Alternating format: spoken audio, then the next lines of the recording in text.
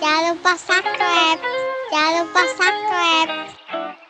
Oke, welcome back to Dewi Gadget. Di video kali ini kita mau unboxing LG V30.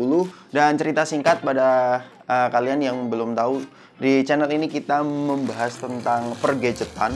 Dan ini adalah salah satu gadget yang masuk ke studio kita. Dan ya, cerita singkatnya kenapa saya membeli LG V30 di tahun 2020 ini, karena yang pertama adalah ini X flagship. Ini adalah mantan flagship yang mempunyai banyak sekali fitur untuk content creator. Ini tepat banget untuk video recording, karena video recordingnya ini sudah bisa kita atur secara manual. Soal harganya, pada saat video ini dibuat, harga LG V30 ini sekitar 2.500.000 sampai 3 juta. Di varian yang terendahnya 4/64, tetapi ini variannya kita tidak tahu. Kita akan ngecek nanti. Let's do unboxing LG V30.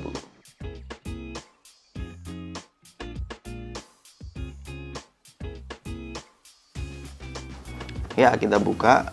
1, 2, 3. Boom. Oh, nggak cuma bagian luarnya yang dapat bubble wrap, tapi di bagian dalam juga ada bubble wrapnya. Ini saya pilih warna biru ya. What the fish? Mulus banget.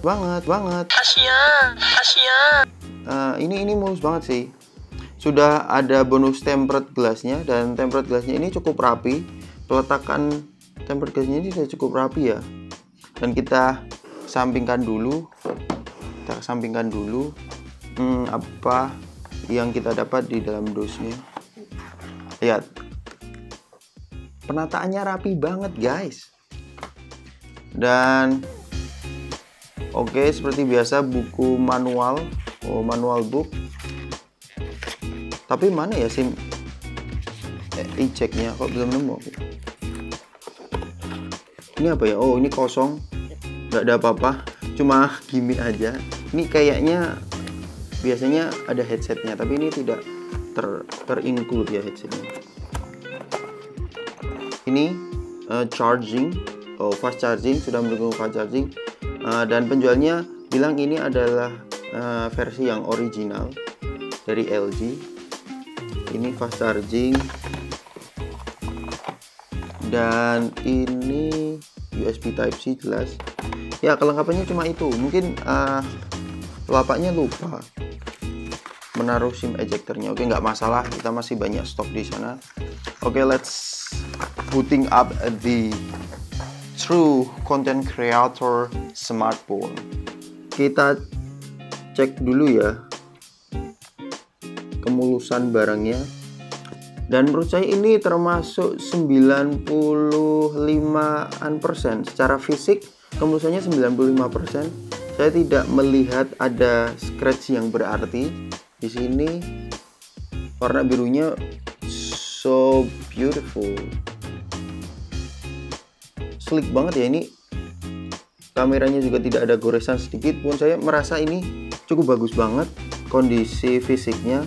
Kita langsung booting up aja. Booting up gimana? Oh iya, di LG V30 ini ternyata tombol powernya itu ada di belakang. Gabung dengan fingerprint.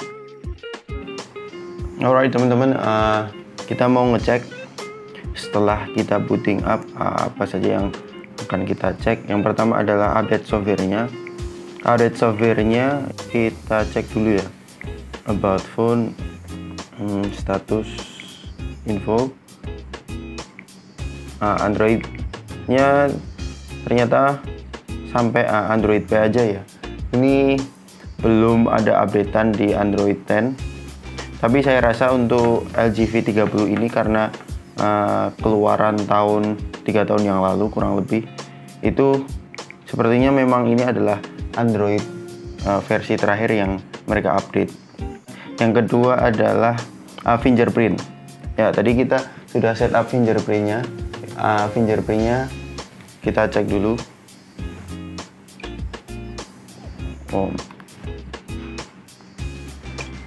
Ternyata fingerprintnya ini gabung dengan power button ya. So I think Ini implementasi yang menurut saya cukup unik ya, tidak ada power button di sini. Karena power button yang biasanya ada di sebelah kanan ini cepat aus sih, cepat rusak. Jadi ini ide yang cukup brilian ya. Dan peletakannya enak banget. Oh, cepat sekali, akurat sekali ini. 1, 2, 3. Ya cepat ya.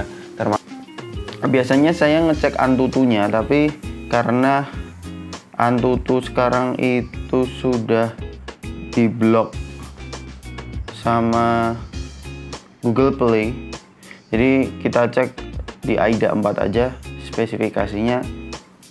Ini LG V30 versi Korea, dan RAM-nya ini berjenis LPDDR4X, RAM-nya 4 GB, dan CPU-nya Snapdragon 835. Kalian bisa lihat nggak? Snapdragon 835 CPU-nya. So 10 nanometer fabrikasinya. Kenapa saya memilih LG V30? Karena salah satunya memang ini CPU-nya Snapdragon 835 ini generasi 800 mulai yang normal, dimana untuk thermal throttlingnya itu tidak separah 821.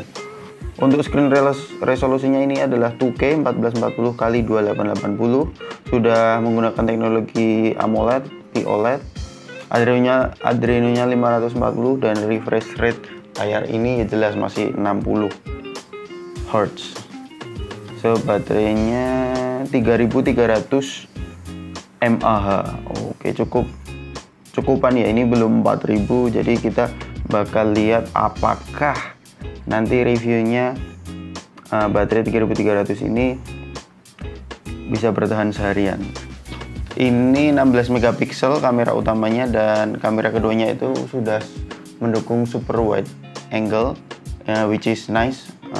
Untuk pemilihan lensanya nice ya, karena biasanya flagship pada saat itu belum terlalu mengenal super wide angle, tapi di LG V30 ini ternyata sudah ada super wide angle kamera, dan ini adalah salah satu faktor kenapa saya memilih LG V30, karena mereka sudah menggunakan lensa super wide angle kamera yang mana untuk video kapabilitasnya kita bisa mengatur secara manual. Nah, jadi di sini kita bisa melihat menu, HDR-nya auto, kita bisa mengatur secara manual videonya. Jadi ada ini versatile sekali sih.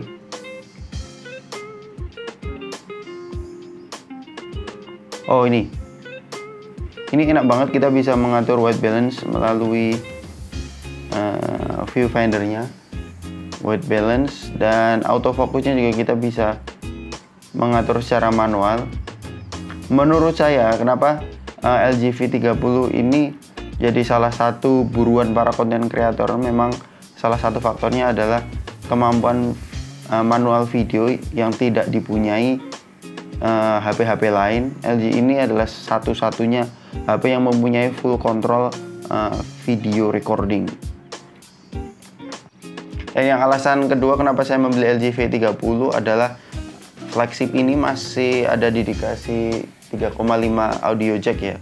Jadi bagi kalian yang punya headset dengan high res, ini bisa memberikan efek yang lebih baik jika dibandingkan dengan HP-HP yang lain. Jadi ada fitur quad deck-nya.